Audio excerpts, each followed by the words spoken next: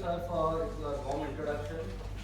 And today we'll talk on tax, but I'll ensure that the entire session is not taxing on you.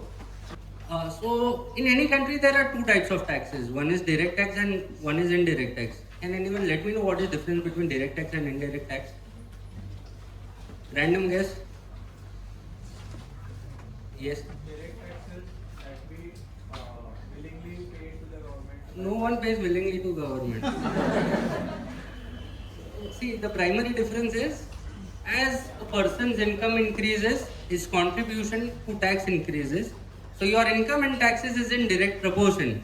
So those taxes are termed as direct taxes. And the other one is indirect taxes, wherein irrespective of your income, you have to pay tax to government. So those are termed as indirect taxes. So income tax is a direct tax. So as a person's income increases, so government will ask for a greater share in his income to reduce income parity between citizens of the country. So let's check. So let us start with what is income. What is income? Any sort of money which you receive apart from loan will be termed as income. So they have primary 5 heads of income. So primary, you can receive either salary, you can have your business, you can have capital gain. तो mutual fund में आपको सिखाया रहेगा capital gain tax लगता है, correct? Then you can have income from house property. So rental incomes which you receive will be income from house property. And then they have this 5th residuary head, that any income which is not covered in the above 4 heads will be covered under income from other sources. Is it clear? Now, just a quick question before I move further. If there is a dacoit and he asks for ransom income from you, will it be termed as his income? Yes, no? Why? It's not documented. See, I will give you a classic case wherein a doctor was involved. So, he used to follow practices which were not sound, probably not legal, and not socially acceptable. So, he was of the opinion that since this entire stuff is not legal, probably my income should not be taxed. But income tax says, see, we'll talk about legality in courts. But our act is very simple. Till the time you have made money, it is your income, and give us our share. For individuals, let's talk on slabs of income. So, originally, Income Tax Act has been in existence in India since 1961. If you see Income Tax Act, it has been prevalent since over decades. Decades, no, over centuries. But the latest Income Tax Act is prevalent since 1961. You know, in India, we don't have ease of doing business. Why? So many taxes. So many taxes, and taxes are not crystal clear. They are confusing. So income tax was one similar act. उसमें क्या होता है? Role of consultants is very important. You know, government forms a policy. Then what you architects do? You exploit those policies. Correct? The same thing happens with income tax also. So government prepares a framework. Then what does consultant do? Exploit those frameworks. So they come with amendments, more amendments, and over a period of time the act becomes so complicated that you feel it's not worth having so many restrictions. The similar was the case with income tax department. So they had lot of deductions, correct? Lot of deductions, lot of exemptions, and lot of incomes. And incomes also will be taxed differently. So 2 years back, our finance minister thought, let's simplify this. But again, that insurance guy would have came, so he would have said one thing: what do you get? Tax deduction, correct? Correct? LIC was functional just because of this one statement that you get tax deduction. People don't even understand what insurance is. Just because they get tax deduction, they buy insurance in India. Not because they need to cover their future or they need to cover their risk. So there were a lot of deductions. So government came up with 2 options. Either you can claim those deductions, that is like old regime, wherein I will tax you with 3 rates. Up to 5 lakh there will be no income tax. if your income is up to 5 lakhs. If your income is between 5 to 10 lakh, you will have to pay 20% tax. And if your income is above 10 lakh rupees, you will have to pay 30% tax. This scheme is available with all sort of deductions which would have been discussed earlier. If it is not discussed, I will discuss in next 5 minutes. And they came up with new regime. You forget everything. No claiming of any deductions. Simply check what is your income and I will give you concessions in tax. So in this new regime, up to 5 lakh rupees, it is very similar to the old regime that you don't have to pay tax. Now 5 to 7.5 lakh, you pay 10%, 15%, 20%, 25%. So tax increases gradually, unlike old regime. Now it is upon the assessee to decide whether he wants to opt for old regime or new regime. Like you have in your architect, that same design doesn't fit all clients. Similarly, we have in income tax that same plan doesn't fit all assessees. We will have to evaluate which scheme is best suited for us. As an architect, what sort of incomes do you receive? Last bench. As an architect, what sort of income do you receive? There are only 3 incomes which any architect receives. First is either he is employed with some company or some firm. He will receive income in the form of salaries. The second portion is that he is a professional consultant. So he will receive income from profession. And third case would be he does structural thing or designing things which would be inclusive of all materials as well. That can be termed as income from business. Now what is difference between business and profession? Do they sound similar? But is there any difference between them? What? So in profession you will get fixed amount monthly. In business the income might fluctuate. With salary you will get fixed amount monthly. As a professional consultant you might not get fixed amount monthly. What is the difference? Professional deals with services and this thing is with materials or goods. Partially correct. Your skills are your investment, whereas your A person might be skillful. Masoon would be skillful, but he is not a professional, correct? So your degree plays a vital role in proving you as professional. You have certain educational qualifications which people don't have. That is the reason you are a professional. You can be skillful, but not a professional.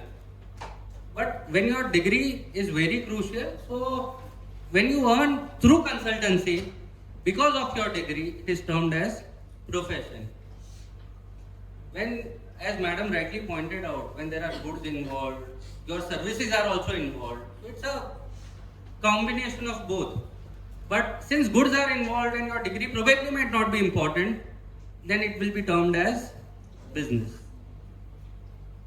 Okay, so there are 3 ways in which an architect would receive remuneration. First thing is either in the form of salary, second in the form of profession, and third in the form of business. Now tell me which head suits you the best. Assuming you earn 2 lakh rupees every month, either in the form of business or in the form of professional fees, what would you prefer?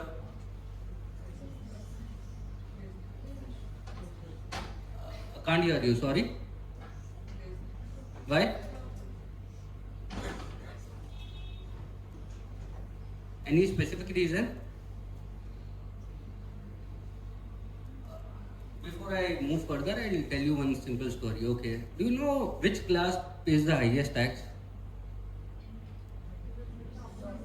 Huh? It is the salaried class. Why? they can't hide this. There are several expenses which a person incurs.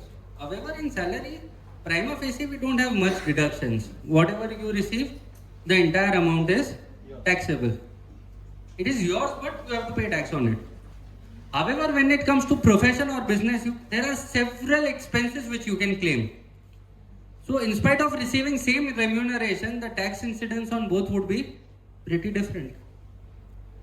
we personally believe that income from profession at least helps you to save 50% of your taxes. However, how to structure it, we have to see lot other parameters, but prima facie, this is a simple opinion that when you receive the same sum either in the form of salary or in the form of professional fees, it is always advisable to go for professional fees. I'll explain you why it is so. When you take salary, you get only standard deduction of rupees 50,000. You get only standard deduction of 50,000. Assuming your salary is 12 lakh rupees a year, so how much amount would be taxed as per income tax? You have to pay tax on 11.5 lakh rupees. Assuming you get 12 lakh worth of professional fees in a year, then they say there is a presumptive section for professionals. See, income tax was too complicated, so as I said earlier, they tried to ease it. So they had introduced two sections, section 44AD and section 44ADA. Both the sections are for small businesses. What does section 44AD says? That अगर छोटा धंधा वाला है ना, he cannot maintain books of accounts, he cannot keep his accounts up to date because he is a small man. So what will the income tax department presume? That they'll presume that their profit is either 6% or 8% of their total turnover. And you submit that to tax and probably we won't ask you further question. The same is case with professional. For professional they have said that I know since you are rendering only services, you don't have significant cost. So for professionals they say that if you say that your income is 50%, probably will presume that this is correct and won't question further. So even if you receive that 12 lakh rupees as your professional fees, how much amount you have to submit to tax? Only 6 lakh rupees. On 5.5 lakh rupees, probably you didn't pay taxes. Correct? Again, the third portion is income from business. So you have a contract wherein even materials are involved. You will have material as a cost. See, when you render services, you probably don't have any cost or very limited cost. But when it comes to businesses, this type of businesses typically fall under works contract. What does works contract mean? There is involvement of goods as well as services. If there are only goods, we'll term it as a trading business, correct, or a manufacturing business. But since services are also involved, we'll term it as works contract. And since works contract is not a profession, it will be classified under the head business. And if it is business, you might have to show profit of around, if it is received in digital payments, 6%, if not in digital payments, 8%, and submit it to tax. There were several deductions which were available in old regime. What were there? Any guesses? क्या बोला था वो mutual fund वाले बंदे ने? Section 80C में कितना मिलता है?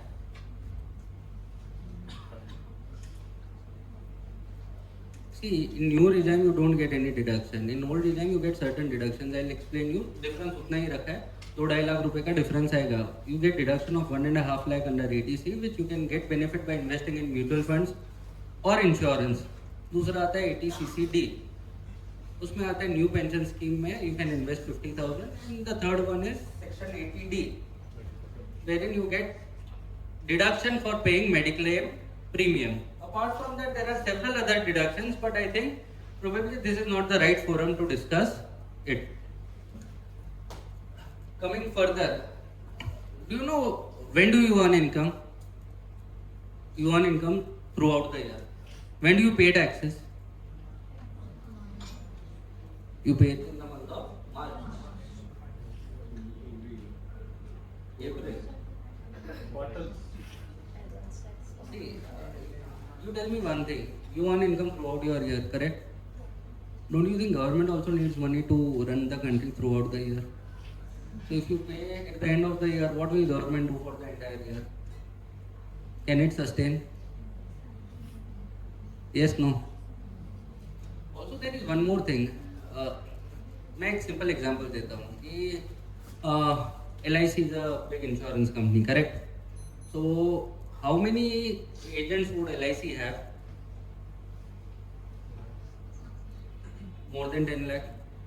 Now you tell me, is it easy to catch hold of 10 lakh agents or it is easy to catch hold of LIC? So what did government do? They told LIC okay काम करो, अब जितना भी commission इनको देते हो you deduct tax at source. क्या कर दो? Tax at source. उससे दो चीज हो जाता है। क्या होता है? TDS means tax deduction at source. दो चीज क्या होता है कि one thing is that government has data कि कौन से बंदे ने कितना कमीशन कमाया है, करेक्ट? तो जितना कमीशन देगी LIC will deduct specified amount on that entire amount, correct? और दूसरा चीज है government will get this funds to utilise it throughout the year, क्योंकि ये कब काटना है? एवरी मंथ काटना है, बराबर है? इसको क्या बोलते हैं? TDS। Got it? तो पहले उन्होंने चालू किया था ये इंश्योरेंस सेक्टर में, देन दे सेड कि इसमें तो मजा आ रहा है, पैसा बहुत आ रहा है। Eventually then they started taxing all services. Services tax कर लिया, उसके बाद बोला कॉन्ट्रैक्ट्स को भी टैक्स करते हैं, वो भी कर लिया। Now they have started taxing on goods also. So on any transaction what will be deducted? TDS। इधर तक समझा? Who will deduct TDS? Government को तो मिलता है, डिडक्ट कौन करेगा? पेयर विल डिडक्ट TDS, बराबर है? तो अगर आपको 100 रुपया देना रहेगा तो वो क्या बोलेगा? I pay you 90 rupees and 10 rupees I deposit to government in your name, बराबर है? तो आप पूरे साल का हिसाब करना, फिर उसमें देखना कितना टैक्स पेएबल आता है, जो भी टैक्स पेएबल आएगा उसमें से ये एडजस्ट कर लेना एंड द बैलेंस अमाउंट अगर पेएबल आता है यू पे, और अगर ज्यादा TDS काट दिया है तो you claim it as refund from government, correct? इधर तक समझा? This is the basic principle of TDS। As I told you TDS हर एक ट्रांजैक्शन पर आज के डेट में आएगा। सो सबसे पहला चीज, अगर सैलरीड है तो on what basis they deduct TDS? तो बोला जैसे वो सेकंड स्लाइड में दिखाया था ना स्लैब रेट्स, उसके हिसाब से employer's responsibility to calculate tax and to deposit that tax with government. तो एम्प्लॉय को कोई चिंता नहीं करने का, क्यों? क्योंकि पैसा काट कर ही हाथ में आएगा, so they don't have to worry, बराबर है? सेकेंड चीज आता है professional fees. If you earn professional fees will deduct TDS। See, there is difference between business and salary. Let me explain you. पता है सैलरी कब आता है? When there is a relationship. कौन सा relationship? वो बॉयफ्रेंड गर्लफ्रेंड वाला नहीं है। It is employer-employee relationship. What does employer-employee relationship mean? Employee is working for the employer. Okay. Anything else?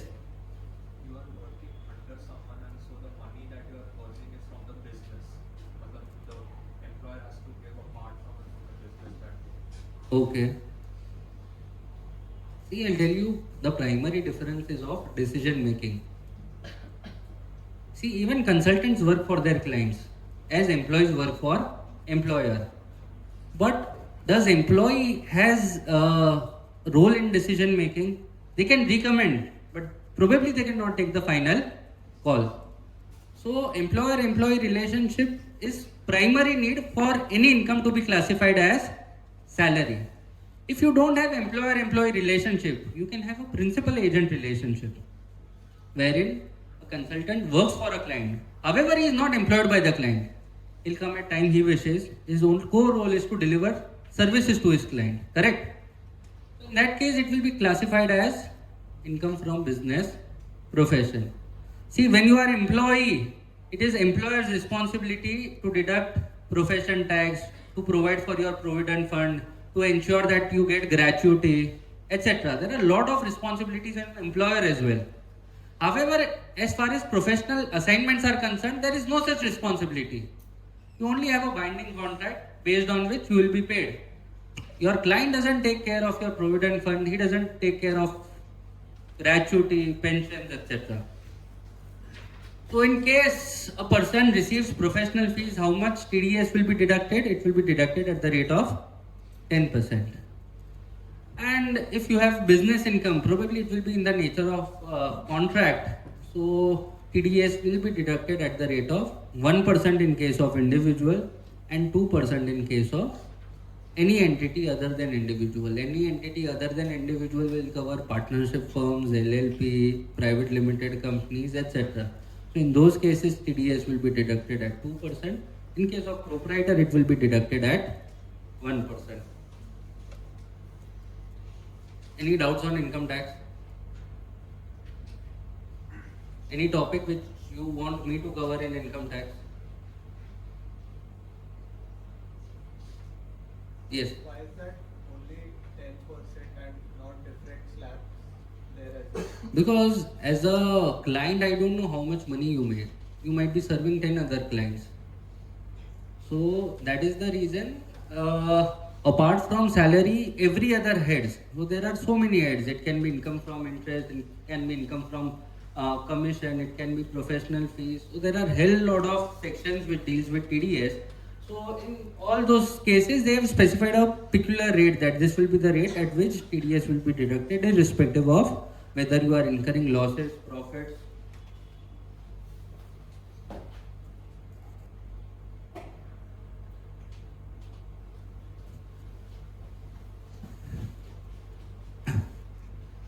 Once we are done with this procedural aspect, okay, then comes the filing part. Can I one Yes, yes. thought, based on this tax? Say for example, there is a developer. He is selling a flat or a property to me for say 5 crore rupees, and I have to pay him because it's under construction. I have to pay him 1 crore per year. So every time when I pay 1 crore per year, I have to deduct 1% Correct, and pay it as income tax. correct. Okay. So here you are saying business income 2%.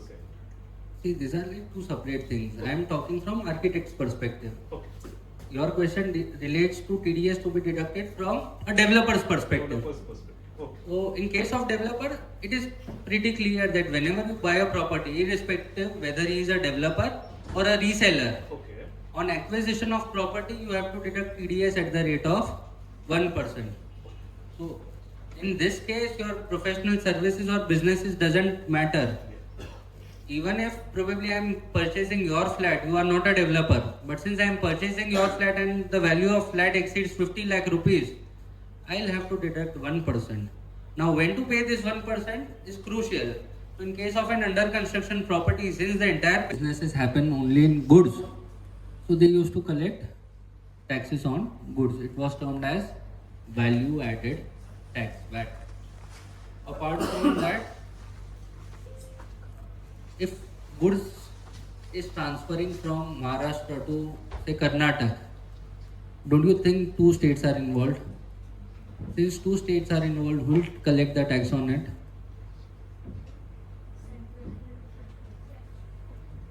Now that becomes a complicated game, so they had devised a mechanism that okay, this much percent the supplying state will receive, this much percent the receiving state will receive, and balance portion center will receive.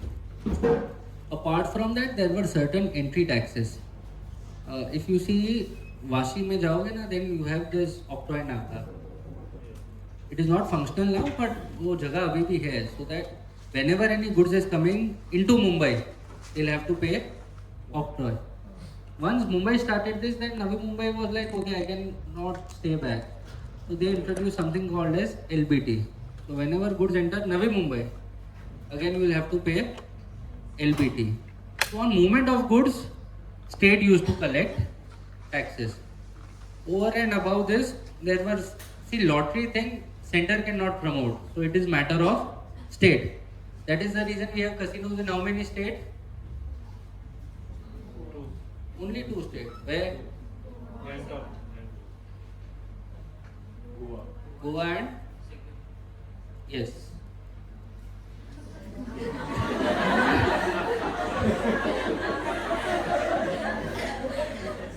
So, what used to be a problem? Let me explain you.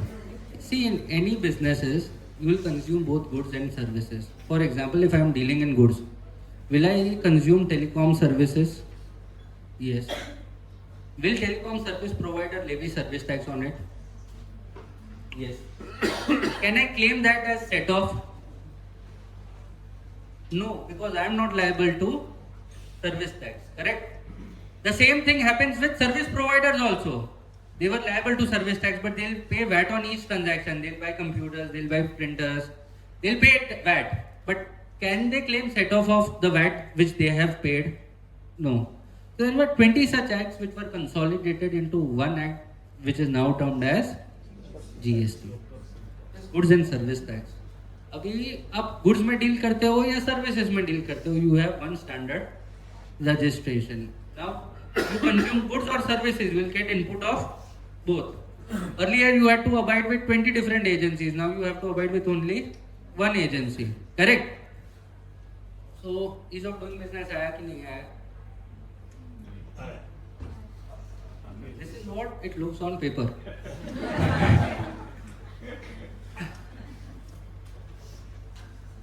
So now who has to register under GST? If you are rendering services and if your turnover crosses 20 lakh rupees, you have to register with GST authority. If you are dealing in goods and your turnover exceeds 40 lakh rupees, then you have to register with GST. Barring these two things, you can do registration voluntarily, that okay, I want to opt for GST. So irrespective of your turnover also, you can opt for GST registration. What's the advantage of this voluntary registration? I'll tell you what is the advantage. First thing is, plays down impact on your client that you are no more a small vendor. Second thing is, there are a lot of expenses which you incur. So if you don't have that GST registration, the entire GST which you pay on them becomes part of your cost, because then you become the end consumer. And the last thing which I will probably focus in next slide is, who bears GST? So unless I don't want to be that end user who bears GST, so it is logical to obtain GST registration. But however, as a professional, I would recommend that you should see what suits you the best, what sort of clientele you have. If your clients are ready to pay GST, it is advisable. If your clients are retail individuals, then for them it will become 18% additional cost. You will be more, you will have more steep pricing. So in those cases, obtaining GST registration is not wise. So we always do one thing. You have two firms, one partnership firm which is GST registered, and probably on your individual name you should not keep anything. So that apart from this turnover thing, there are a lot of other people who are required to obtain GST registration. First is a person making interstate supplies. See, if you are a small player and you deal only in Maharashtra, government has no objection, because वो सोचता है तुम बहुत छोटा आदमी है. The moment you start dealing with interstates, then there are multiple states involved and they feel कि नहीं अभी ये बेवकूफ बना रहा है, बराबर है. The moment you deal with two states, you have to obtain GST registration. The second is reverse charge mechanism. What does reverse charge mechanism mean? There are a lot of supplies जिधर सरकार ने बोला है you don't pay tax. Service receiver will pay tax on your behalf. I'll give you an example. See, these road transport companies, goods service providers, goods transport service providers, उनका कोई ठिकाना रहता है क्या? कोई ठिकाना नहीं है. वो तो ट्रक में घूमते रहते, correct? They'll do logistic services. In such cases, government has said that okay, the person receiving goods, it is your responsibility to pay on tax on his behalf. आप टैक्स भरो, तुरंत ही उसका इनपुट ले लो. But tax कौन भरोगे? आप भरोगे. क्यों? Because it is not possible for me to find him out. तुम धंधा छोड़ नहीं सकते, तुम्हारा ऑफिस में कभी भी पकड़ सकता हूँ, बट उसको पकड़ने किधर जाएगा? That is the reason in such cases it is responsibility of service receiver to pay GST. तो उसको क्या बोलते हैं? Tax on reverse charge basis. There are 3 or 4 services which are covered under RCM. One is this goods transport service, second is security services, and few other. तीसरा चीज है कि if you are an e-commerce platform, so you directly don't sell or buy goods. You are simply facilitator. Correct? But if you are a facilitator, you will have to obtain GST number. Also, if you are dealing through some e-commerce platform to sell goods, again you will have to obtain GST registration. Why? Because now you don't know where your goods will be transacted. Now, who based GST हमने पहले ही discuss किया. Who based GST is always the end consumer who based GST. Now you tell me from GST perspective, not from pricing perspective. I sell goods directly to him at 1,000 rupees, correct? How much GST will I collect?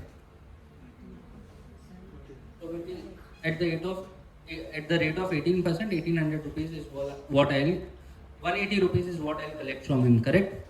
Now assume करो मैंने इनको बेचा, इन्होंने इनको बेचा, and madam finally sells it to you. How much GST will government collect? We have margins of 100 rupees each.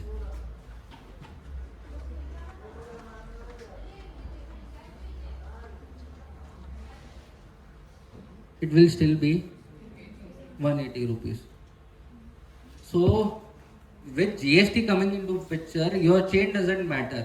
बीच में directly बेचो, 4 जन है, 10 जन है, कुछ फर्क नहीं पड़ेगा, because each person has to pay GST to the government on only value which he has added to the product. मैंने इनको 500 में बेचा, ये अगर 600 में बेचते हैं, what value he has added to product? 100 rupees. So he'll pay 100 rupees worth of GST on that 100 rupees to the government. So he'll pay it on 600, he'll claim input on 500, so net he'll pay GST on only 100 rupees. Now as an architect, what all things you should keep in mind from GST perspective? First thing is, there is difference between price. It is pre-GST and post-GST. If you are an end consumer, you are only concerned with the final price which you pay. तो vendor हमेशा पूछता है कि bill बनाओ कि नहीं बनाओ, तो तुम पूछोगे कि फाइनल प्राइस क्या देते हो दोनों में. Accordingly, I'll make a choice. However, if you are a GST registered vendor, for you pre-GST price is what the price you pay, because product पर जो भी GST भरते हैं वो तो वैसे भी इनपुट के जैसे हमको मिल जाएगा, which we can offset it. So now the final price no more matter to you. What matters is the price pre-GST. There are a lot of vendors who cheat you here. आपको price code देंगे, बराबर है, आप उनसे pricing fix करके product भी मंगा लेते हो. Now when you ask for a bill, वो उस पर GST लगा कर देंगे, which is morally incorrect. Ideally, the price which he would have quoted would be the final price including of all taxes. So when it comes to procurement, post GST, it is very crucial that you should ensure that prices pre GST is what matters to you. And there is something called as e-way bill and e-invoicing. I'll explain you why these were introduced. I don't know, this is a complex matter whether you will understand or not. See, I'll do one thing, okay. I deal in steel. Assume karo I deal in steel. I have a lot of buyers who don't ask for invoices.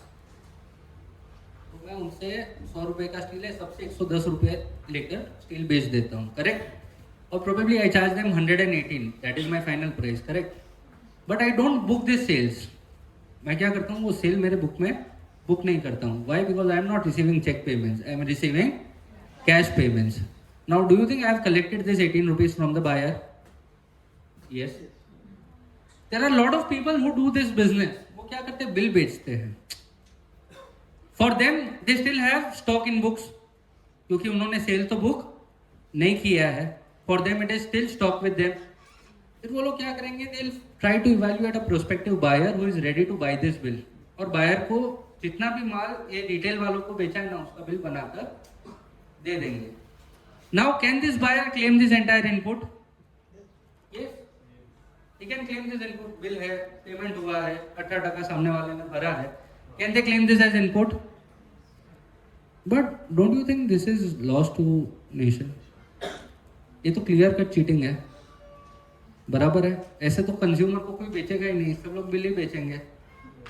And whatever 18% they save, probably is divided between both the parties. So it is like a good business for both the parties, buyer as well as sellers. Now government introduced e-way bill and e-invoicing system. E-way bill क्या है कि the moment आप bill बनाते हो, you provide me with the logistic detail कि आप कौन से टेम्पो में किधर से किधर माल भेज रहे हो. Getting it? So now government has real time data on where the goods are moving. They have integrated this system with the fast tag system. अगर आपने बिल बनाया, टेम्पो नंबर लिखा, मैंने इधर से समझो सातारा माल भेजा, माल तो सिर्फ बिल पर भेजा है, तो गया है क्या? नहीं गया है. तो will my fast tag data help me to prove that goods have never gone to Satara? एक खाली ट्रक भी भेज दिया तुम सतारा. People are not that wise. Okay. And also खाली ट्रक भेजना involves a cost. So खाली ट्रक भेजते हो तो वो प्लान फुल प्रूफ होता है, पर ये क्या है, चोर किधर ना किधर वो मार खाता है ना, तो ट्रक जाता नहीं है. और इसमें क्या होता है कि ये जो बिल भेजते हैं वो तो बड़े बड़े क्वांटिटी के बिल भेजते हैं, शायद वो हमारे ट्रक में फिट भी ना हो, तो कितने ट्रक आप भिजवाओगे? और अगर खाली ट्रक भी भेजा और बिल के साथ वो कंपेयर करने बैठता है और ट्रक में माल नहीं दिखता है, again it is suspicion. So e-way bill and e-invoicing इसके लिए है, so that they have real time data on where goods are moving. With this system they have found out 4,000 crore worth of taxes through this fake billing process. Getting it? तो कभी भी माल खरीदो, अगर 50,000 से ऊपर का माल है तो ensure that you have e-way bill and e-invoicing at place. Third चीज है beware of non compliant vendors. इसमें क्या होता है कि पैसा तो आप अभी दे देते हो वेंडर को, अज्यूम करो कितने लोग तो बहुत ईमानदार रहते हैं, टाइम टू टाइम टैक्स भर देंगे. There are few mysterious people everywhere. What will they do? पैसा तो ले लेंगे, सरकार को they will not deposit or they will not deposit in your name. GST system में गवर्नमेंट ने बोला है कि मैं पीछे नहीं पड़ूंगा. पीछे कौन पड़ेगा? आपका बायर पड़ेगा. If seller is non compliant, ये लोग बोलते हैं हम बायर को इनपुट ही नहीं देंगे. So government will obviously harass the seller, but government will harass you also. कि आप जाकर तुम्हारा सेलर से बात करो, तुम सुलटाओ. If you want the clean credit, ensure that your seller is compliant. With this entire ecosystem, अगर सब एक दूसरे पर वॉच रखते हैं, then there is high possibility that people will be more compliant. Because किसी को भी जो कम compliant है उसके साथ धंधा करने में इंटरेस्ट नहीं रहेगा. So it is more from building an ecosystem perspective wherein everyone monitors each other. Fourth point है evaluate client's need. मैंने पहले भी बोला that if your client is retail, he will never want a GST invoice. Why? Because he is more interested in what final price I am paying. However, if your client is a corporate or a business house, he will always want that I need a GST invoice. तो तुम्हारा client कौन है उसके हिसाब से we should plan कि GST लेना चाहिए नहीं लेना चाहिए, whether we should only charge for services or we should have a consolidated agreement. And last thing is that with GST there is a lot of compliance burden on assessee. ये 20 act को एक में किया है, but it is no more one single act because now you have compliance every 10 days. So अगर हर 10 दिन में कुछ ना कुछ compliance है, then it is very important for you to stay compliant. Before Sometimes it happens we raise a GST invoice, but the payment comes after a few months. Why? Why? That's a way of trade right now. No, see I'll tell you why. ऐसा है ना, दूध का जला हुआ छाछ भी cook कर पीता है. मैंने पहले ही बोला there are a lot of mischievous vendors who collect GST and don't pay on time. Now a lot of corporates have devised a policy that unless I see clear credit on your name now, I'll not release the payment, or at least I'll not release the GST payment to you. So God forbidding, if you don't pay GST, at least I don't lose the amount which I have paid to you towards GST. I'll rather directly pay it to government.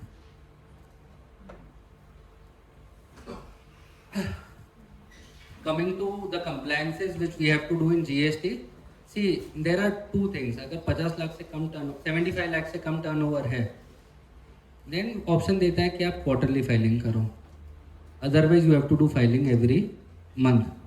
पर ये जो quarterly बोलता है ना, this is mere eye wash, that is mere Why? There are three types of returns which you have to file in GST. One is GSTR1. GSTR1 किसके लिए है? You have to report party wise sale. अगर आप cell report करते हो तुरंत ही सामने वाले पार्टी को दिखेगा कि इस पार्टी ने सेल रिपोर्ट किया है. तो देखे they have to do a reconciliation every month कि हमको इनवॉइसेस कितना है वर्सेस कितना पार्टी ने जीएसटी भरा है.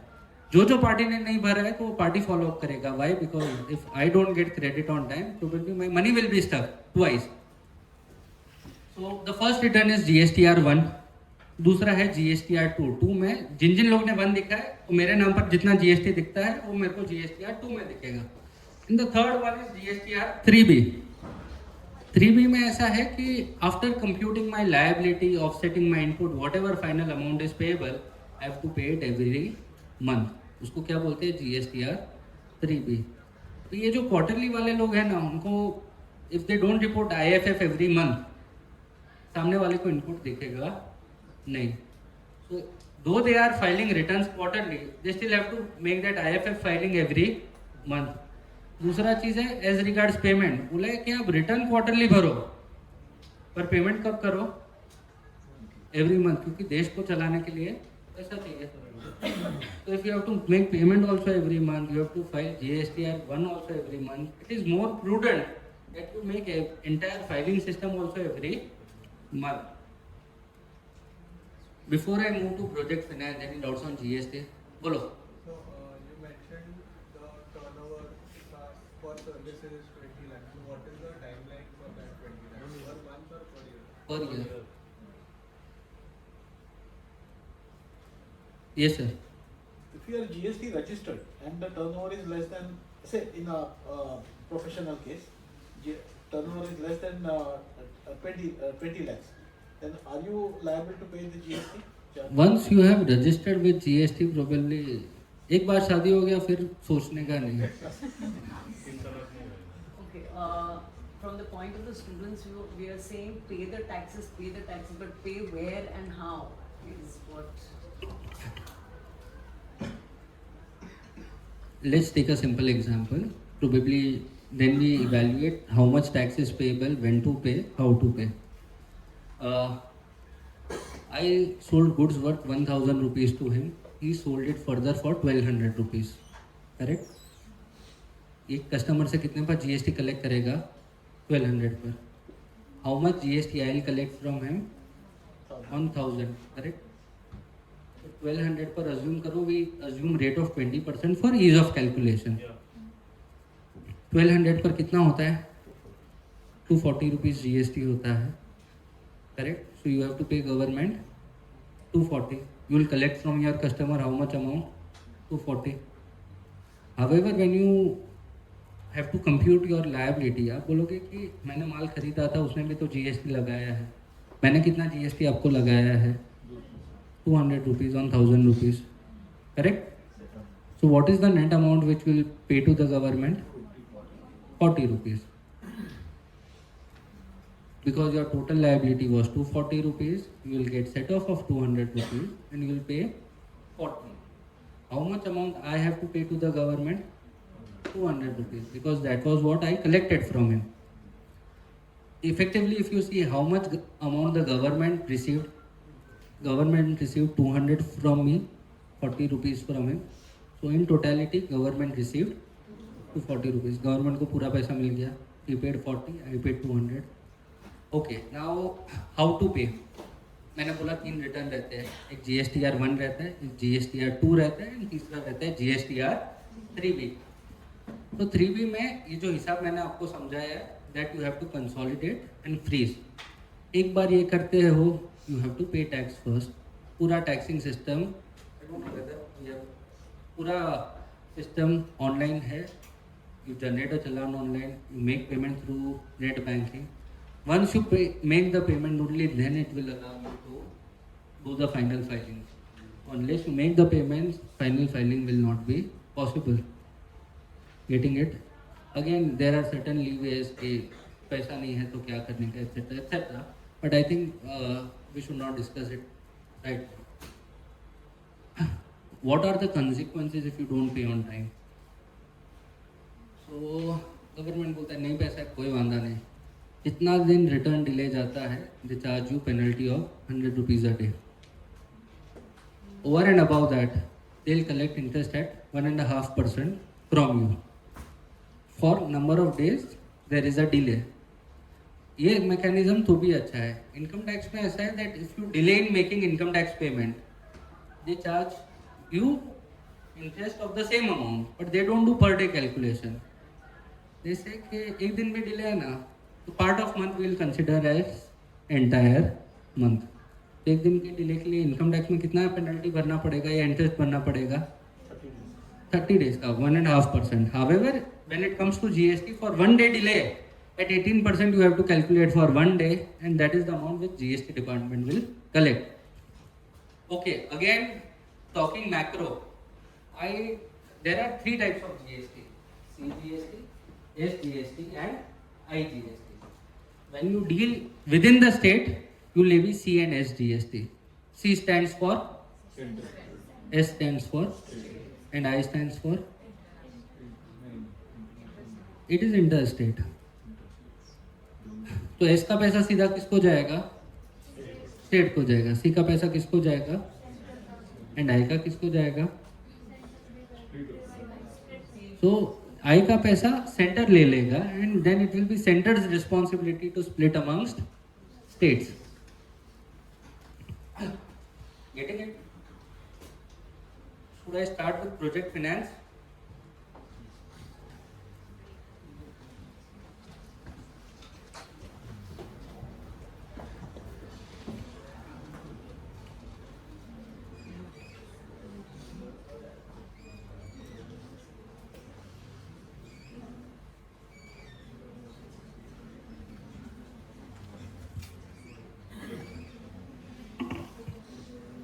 Now, what does project finance mean? Probably this is not your forte, but ठीक है, ऐसा broader ये समझते हैं कि which is the biggest industry which caters architect?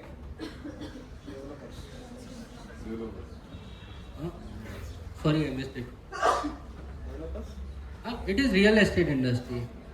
So, whatever happens with real estate industry impacts your profession. So studying pulse of that entire industry is very crucial for architects. बराबर है? How is real estate as an industry?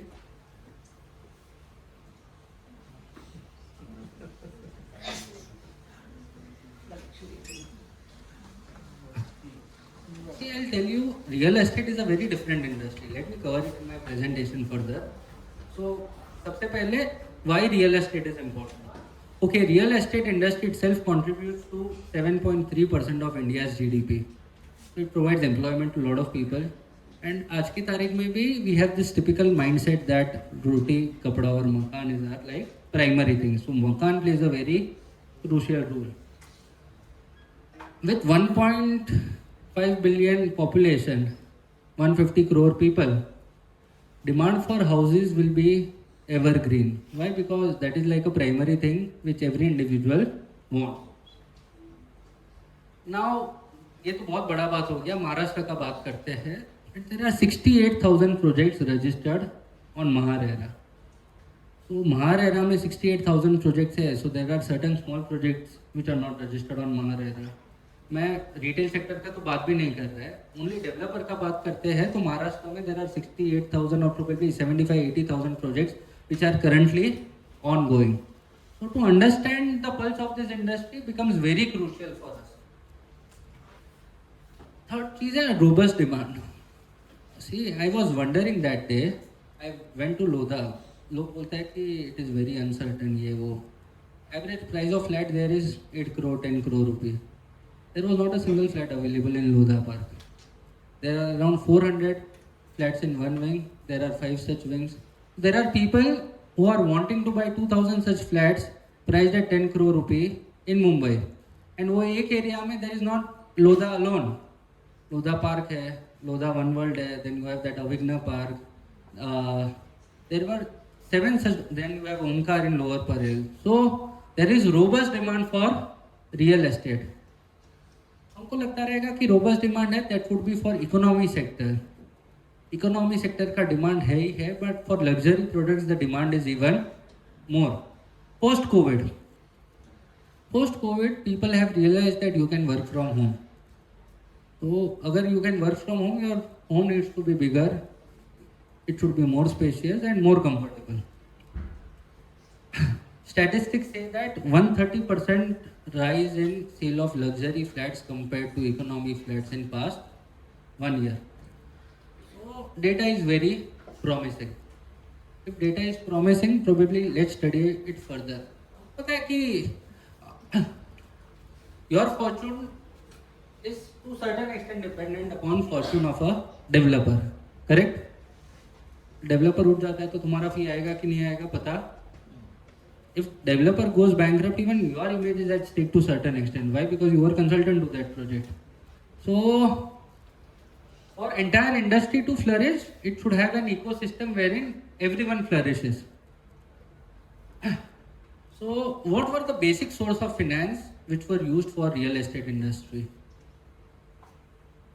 C any developer, पहले ऐसा था कि मुंबई में इतने projects नहीं होते थे, ओनली नामचीन डेवलपर्स काम करते थे. In last decade if you see, there are so many small developers who would be taking a single project, double project, 5 project etcetera. But this were not developers since ages. First generation developers बहुत सारे दिखेंगे. Now the problem with this people is they venture into real estate business, but it is very important for us to understand the pulse of real estate business. There are 2 crucial things which are very important, 3 probably in my view.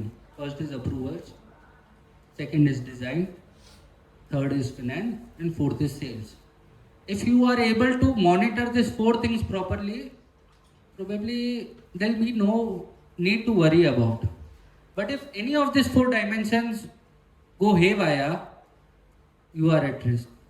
So out of these 4 pillars, let's study finance.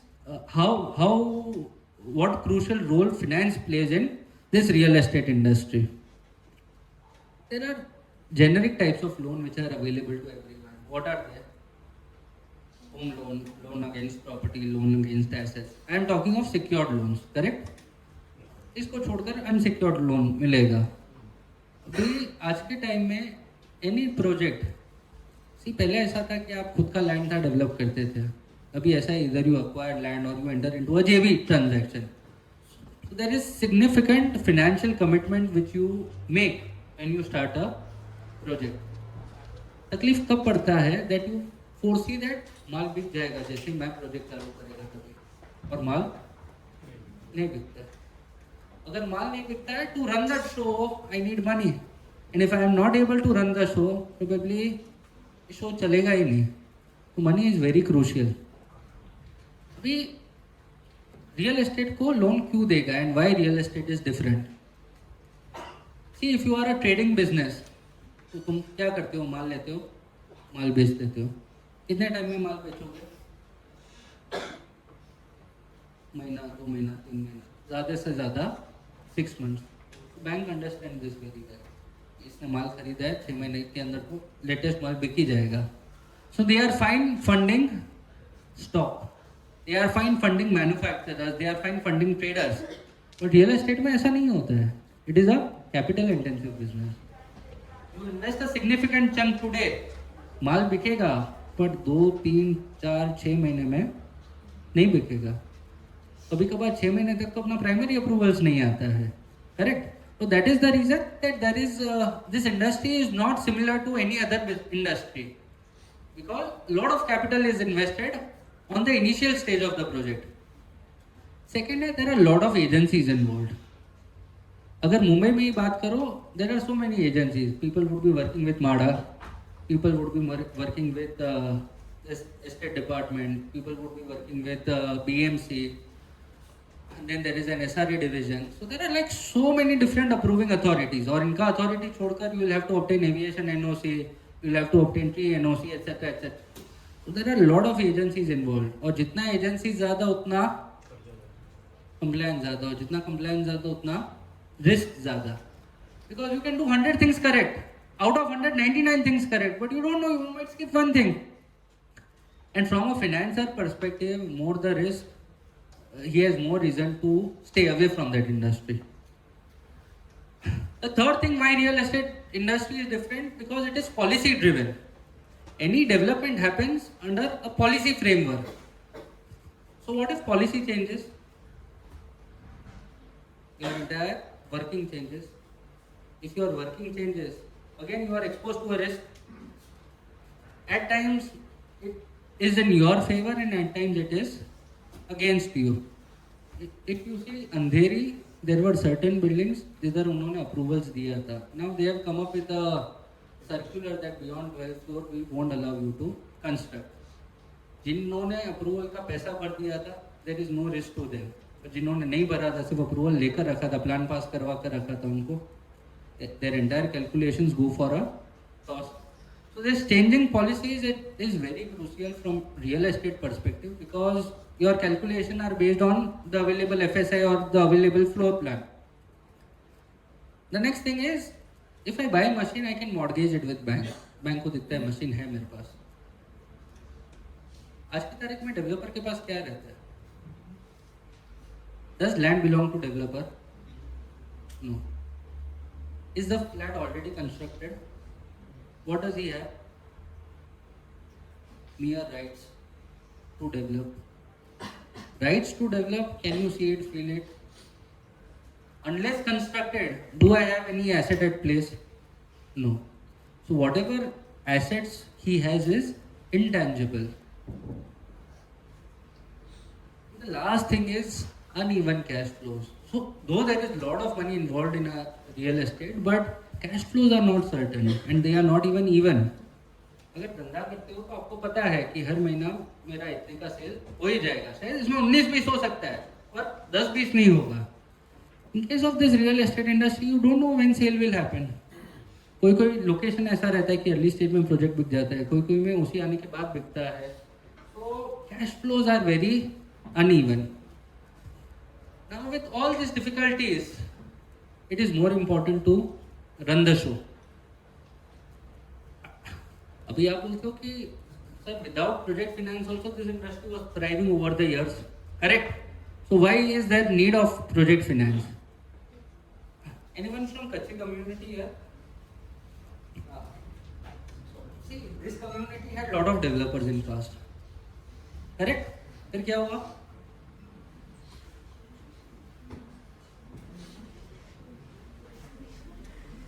See, there was lot of faith. No, it is rebounding.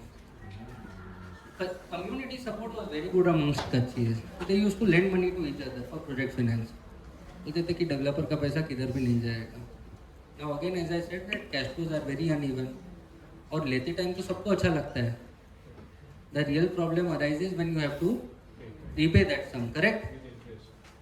So whenever people place that repayment request, no developer was able to service those requests.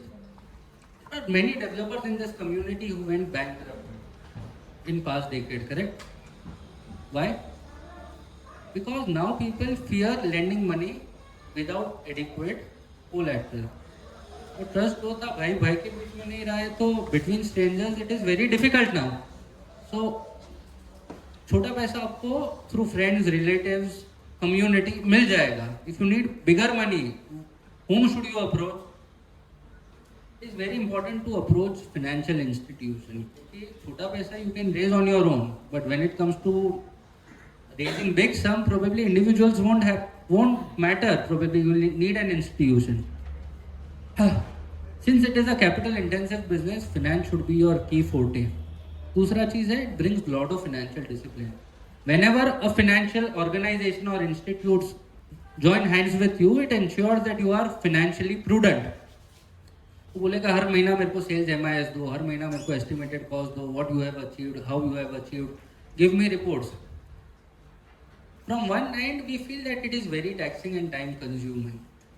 At the same time, it brings lot of discipline in us because now we have to report someone every month. The moment I have project finance, don't you think abhi project bhagega? Why? पैसा है ना मेरे पास. Once you have money, you have approvals at place. Once you have approvals, you have construction at place. ये सारा चीज अगर fast track हो जाता है, don't you think my execution time will reduce? If my execution time will reduce, it has many other impacts also. Number one impact is interest burden reduces. interest burden बढ़ता है, but at the same time, when from buyer's perspective, if I see के slabs इतने fast cast हो रहे हैं, मतलब ये developer बहुत strong है, so your sales increases.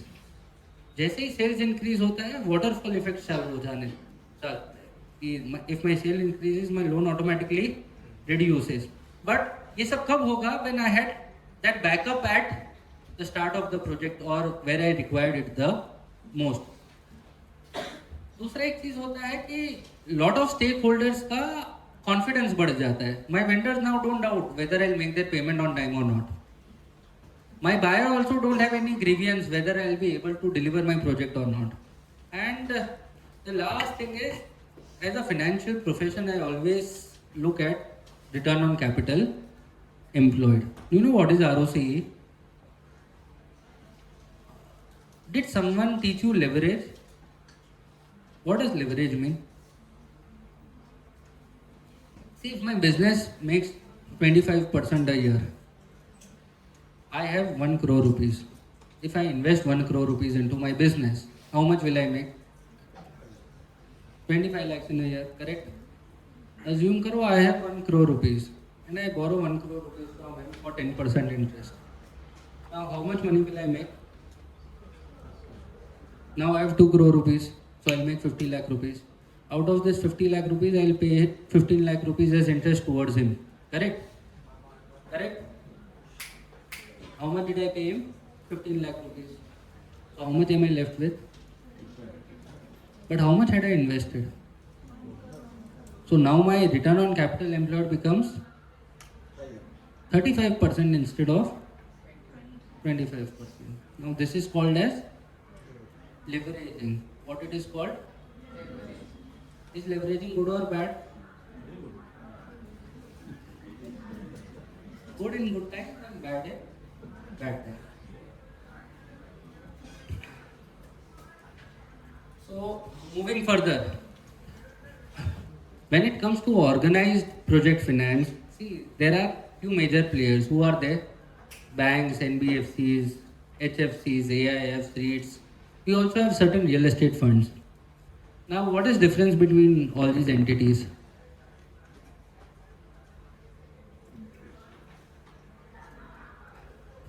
Bank क्या काम करता है?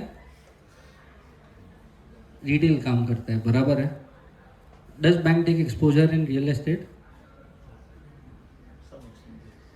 Yes and no. Let me cover it further. Okay. Now there are several myths relating to real estate industry. Let us address one by one. First thing is, okay, we have an RBI circular wherein RBI doesn't permit banks to fund for project approvals. They don't even permit banks for land acquisition. So what amount can banks lend to developers? It is only construction cost. So it is called as construction finance. Barabar hai? So there is a myth that okay, you get money only for construction finance. Is it true? True or false? True. Any comments? See, banks cannot do because RBI said no to banks. If bank doesn't do it, who will do it? NBFCs are like, see, NBFC का एक ही fundamental रहता है. Bank is more into retail space. So bank has lot of money. Bank के पास पैसा कहाँ से आता है? आप जो डिपॉजिट करते हो बैंक में. बैंक का कॉस्ट कम रहता है. When it comes to NBFCs, they have to raise funds for themselves. तो जो एरिया बैंक नहीं cater करते हैं ना, NBFCs are very happy to cater those areas. Why? Because now they have monopoly over those areas. NBFC बोलेगा ठीक है bank नहीं करता है, I'll venture into this sector. But Sir, you know on what basis interest rate are decided? Sir, NBFC is non-banking finance. Yes. On what basis interest rates are decided? If I have to lend him money, on what basis should I decide whether I should lend him or not. I think you would have attended several investment lectures before this session. So what was the basis of making your investment? You can get fixed deposit interest at 7-8%. Probably your mutual fund might fetch you 15%. What should you invest in? Why? Returns are higher. But mutual fund can give you negative returns also in certain years. So this is fundamental thing that you should always evaluate risk first. जितना risk ज़्यादा उतना return expectations are more. Lower the risk, lower the returns. Higher the risk, higher the returns. बराबर है? So this parity works in all fields, be it investment, be it lending.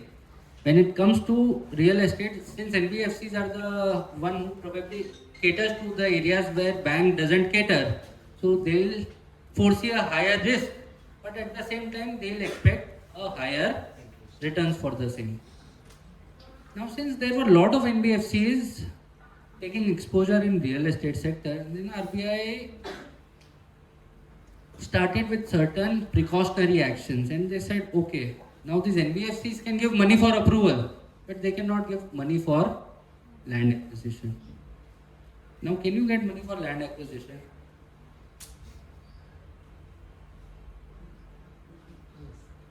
Yes or no?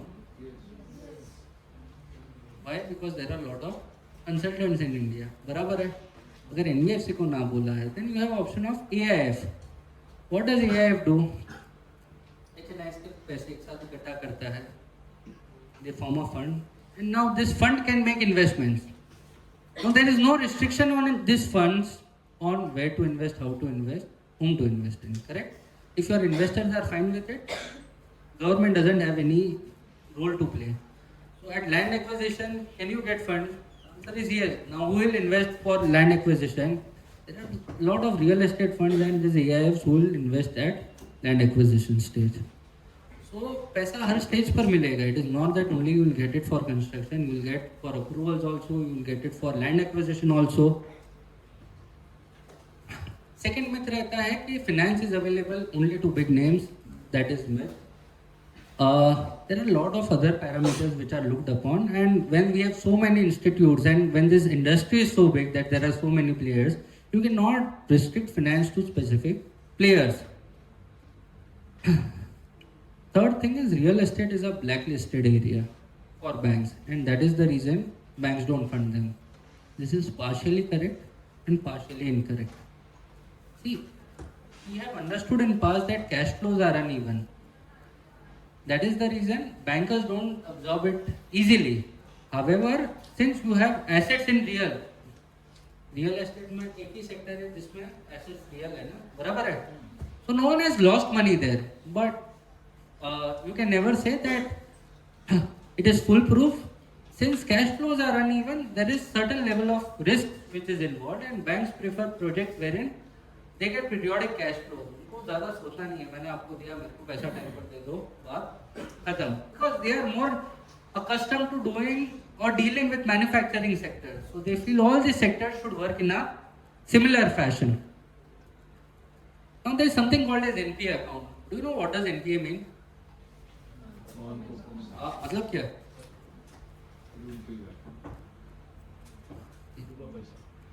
See, पहले ऐसा रहता था, there were a lot of cheaters in the entire community. Community नहीं बोल सकते, in entire country. So banks formed a uniform portal NPA करके.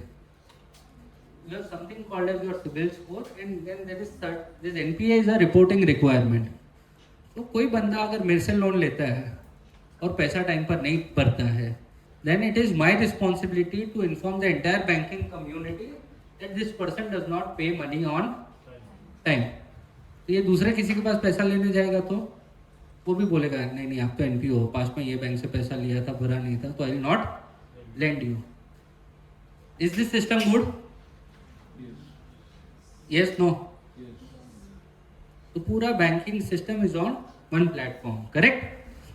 सो I have details of every person where कौन से बैंक से पास में कब कब लोन लिया था, whether he has repaid, not repaid, उसका ट्रैक रिकॉर्ड कैसा है. Based on that you have your CIBIL score, and based on your CIBIL score bank evaluates whether आपका परफॉर्मेंस कैसा है as regards repayment.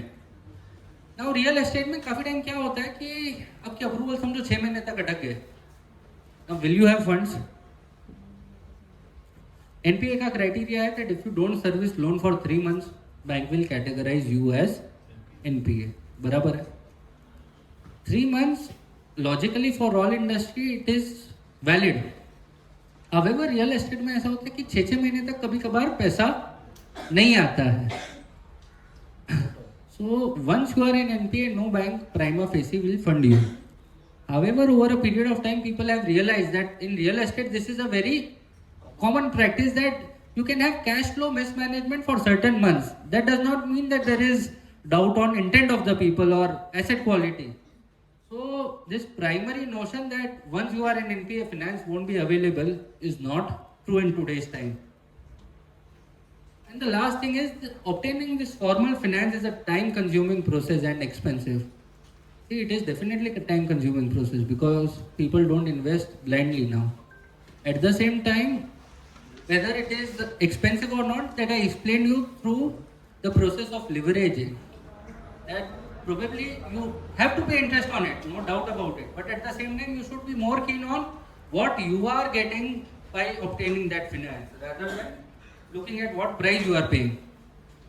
When you go for real estate, for project financing, there are certain parameters which every banker looks at. What are those parameters? First is the past history of the developer.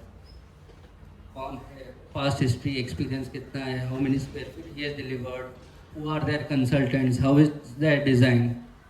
उसके बाद आता है the designing stuff के in which area he is operating into, how is the design of the project, what would be the market sentiment for that project. Third चीज आता है banking history. In past has he borrowed from any formal sector और borrow करके पैसा वापस दिया है कि नहीं, कितने बार दिया है, whether there are delays or not. Then the next parameter which they check is who is the approving authority. Every bank has different preference. Some likes to work in metro cities only. Some prefers कि नहीं हम सिर्फ economic sector में काम करेंगे. Some has a preference कि will work only in luxury sector. कोई सोचता है कि I will work only with SRA. Certain banks have a preference that they will work only with SIDCO because once their approval freezes, it doesn't change much. So every bank has the preference as regards who is the approving authority. उसके बाद आता है they have preference on type of project, whether it is residential or commercial. And last and the most important चीज आता है, see in normal business I focus on profitability. In real estate I focus more on cash flows. तुम्हारा पूरा project खत्म हो जाएगा, सारा cost निकल जाएगा, you will be still left with lot of flats left, but what am I interested in, मेरा पैसा वापस कब आता है. So I am more interested in cash flows rather than profitability. Now before see there are how this transactions are structured, let me tell you. First thing is pure vanilla structure.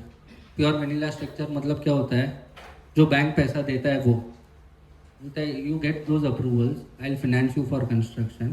The moment I finance you for construction, आप building बनाओ, slab के हिसाब से जो भी होता है, I will take my repayments back.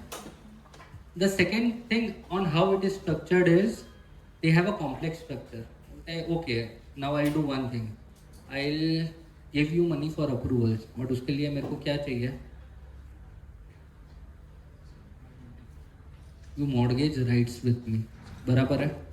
एक बार राइट्स मॉर्गेज आ गया, उसके बाद I will pay you certain sum, you take approval. Approval होने के बाद सारे फ्लैट्स किसके पास गिरवी रहेंगे, लेंडर के पास गिरवी रहेंगे.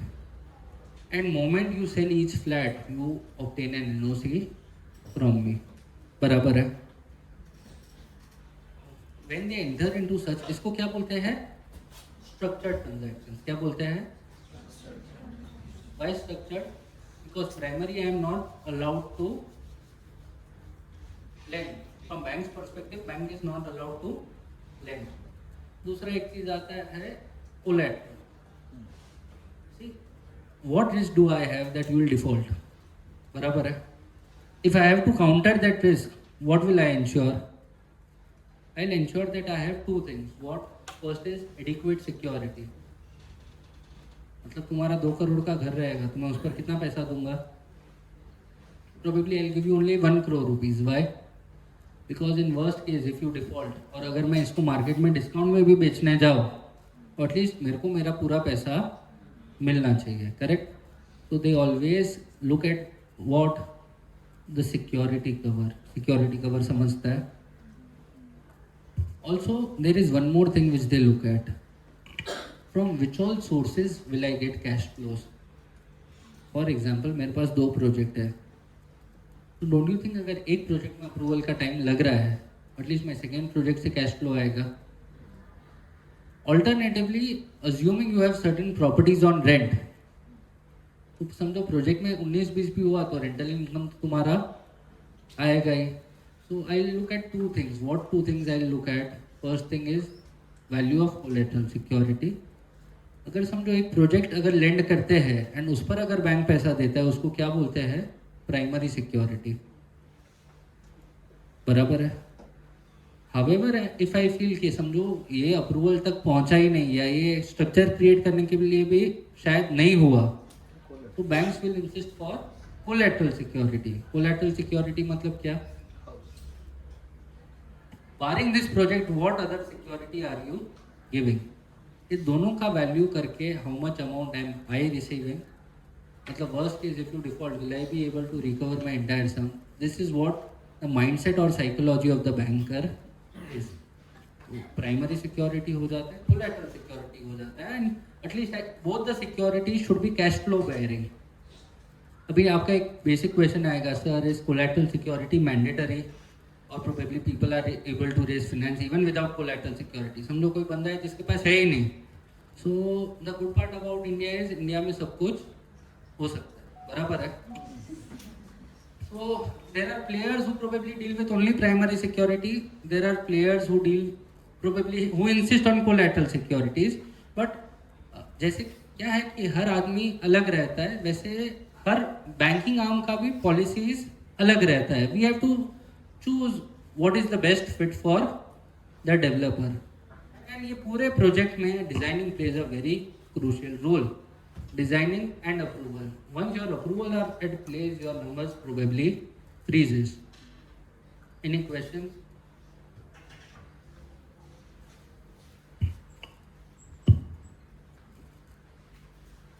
Yes. So in case of real estate loan and everything, so if I'm starting a project as a developer and I don't have anything, मतलब पहला project है, and बैंक को दिखाने के लिए previous history नहीं हुआ, so then like our small loans they look for guarantor in that case. It is possible, but it is tricky. See, since दो में से एक चीज होना चाहिए. You should have either experience or wealth. अगर एक्सपीरियंस भी नहीं है और सिक्योरिटी भी नहीं है, then on what basis should I trust you? And this entire banking industry functions on trust. So if you have experience, you would have worked with 10 different developers, then at least I have certain trust in you that you know the protocols, you know how to get approvals, you know how to construct, you know how to sell. But if it's your first project and if you don't know any of these things, probably I betting on you becomes a tricky thing to work for me. Also, if I default bank payment and I go into NPA, but अगर through time but if I pay, do I get out of NPA or You get out of NPA, but that system is such that it reports NPA throughout your life. That ये साल ये बंदे मतलब ये साल में ये NPA हुआ था. And again you will have to, ये वो डाइवोर्स जैसा होता है. दूसरा शादी तो हो जाता है, पर पूरे गांव को पता रहता है कि हाँ इसका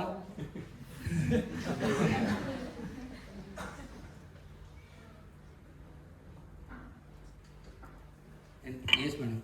I have a question of income tax. So, for example, there's a firm and for their professional consultancy, they are getting a professional fee and on that they are paying tax. But that fee they are distributing among their employees as salary. So, are they paying tax again? Okay, let me make this easy for you. On what sum do you pay income? On what sum do you pay income tax? On your income, correct? Now, what is your income? That is like gross receipt minus all the expenses is what your income is, correct? So, if salary is your business expenses, you can always reduce it from the gross receipt which you receive. There will be hell of expenses which you incur. That 50% exemption to individuals, they have not given it ऐसे ही because every business has certain expenses, be it conveyance, stationery, printing, salaries, marketing, सारे खर्चे सब business में होते ही हैं. All these expenses you can claim at expenses, and only on the balance sum you will have to pay income tax.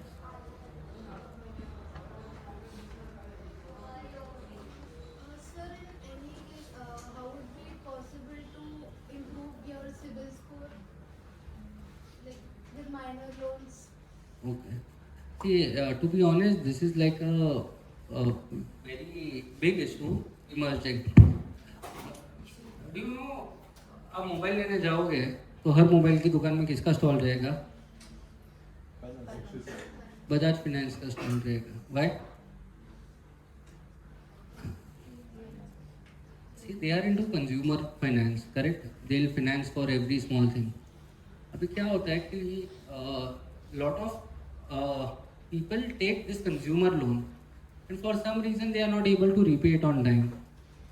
The moment you don't repay it on time, it reflects in your CIBIL score. ऐसा पाप हो जाता है, फिर उसके बाद क्या करते हैं? पश्चाताप ना.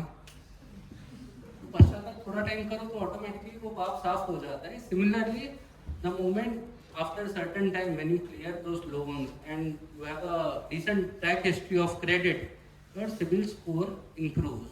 It is dynamic in nature. ऐसा नहीं है कि फिक्स्ड है कि एक बार ये हो गया तो it will not improve. Like for a certain amount, for example, अगर home loan के लिए if my due to COVID CIBIL score spoil होता है, home loan नहीं पे होता है. But after a year, probably if your tax payment are in sync now, it is no more an issue. But एक साल के लिए probably people won't finance you. At least banks won't finance you with a lower CIBIL score. But अगर after that अगर एक साल तक आप continuous repayment आपका ठीक ठाक है, then there are banks will automatically consider that and your CIBIL score also eventually will improve.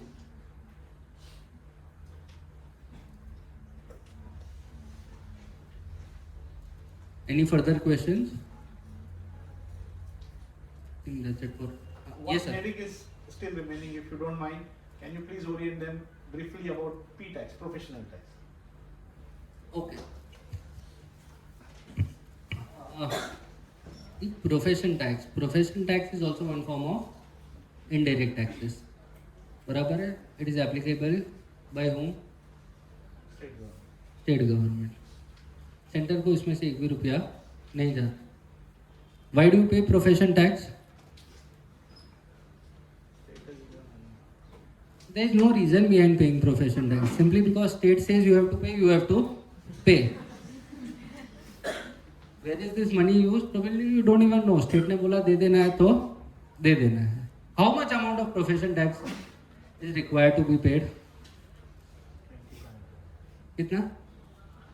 It is a small sum which state collects from you. It is rupees 2,500 every year. So who has to pay this profession tax? There are two people who has to pay it. First thing है, अगर आप खुद धंधा कर रहे हो then you have to pay it yourself. बराबर है? उसको क्या बोलते हैं? PTEC. क्या बोलेंगे? Assuming you are an employer. मैंने क्या बोला था? एम्प्लॉयर का रिस्पॉन्सिबिलिटी है सब काट कर रिस्पेक्टिव डिपार्टमेंट को पैसा दो, ये सब काट कर आपको इन हैंड सैलरी दो. Every employer responsibility to deduct profession tax. पूरे साल का कितना भरना है? 10,000 रुपया. तो how much will they deduct from your salary every month? 200 rupees. For the month of February they will deduct 300. तो ऐसा करके वो 10,000 रुपया पूरे साल का. नाउ हु हैज़ टू पे प्रोफेशन टैक्स? सेल्फ एम्प्लॉयड हो तो किसको भरना है? खुद को भरना है. Assuming you are employed under someone, then who has to pay? Employer. When does employer have to pay? कि अगर बंदा 7,500 से कम सैलरी है सो उसके पास हम लोग प्रोफेशन टैक्स नहीं भरवाएंगे. बराबर है. If your salary is between 7,500 and up to 10,000 you have to pay profession tax of only 2,000 rupees in a year. And if your salary exceeds 10,000 rupees तो कितना भरना है? 2,500. 2 साल पहले with an intention to empower women उन्होंने बोल दिया कि women if they earn salary of up to 25,000 rupees in Maharashtra उनके सैलरी से प्रोफेशन टैक्स डिडक्ट नहीं करना है. समझा? Now you tell me whether profession tax is direct tax or indirect tax. Indirect tax, because irrespective of 25,000 कमाते हो या 2.5 लाख रुपया कमाते हो, आप प्रोफेशन टैक्स कितना भरोगे? 2,500 rupees. When is it payable? Individual जो खुद का भरता है, he has to pay it in the month of July.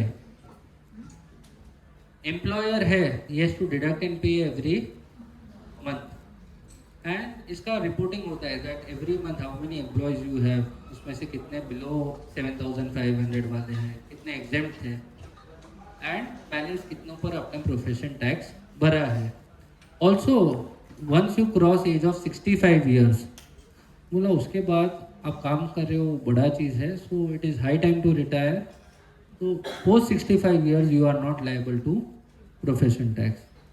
So every individual working in the state of Maharashtra has to discharge his liability towards profession tax.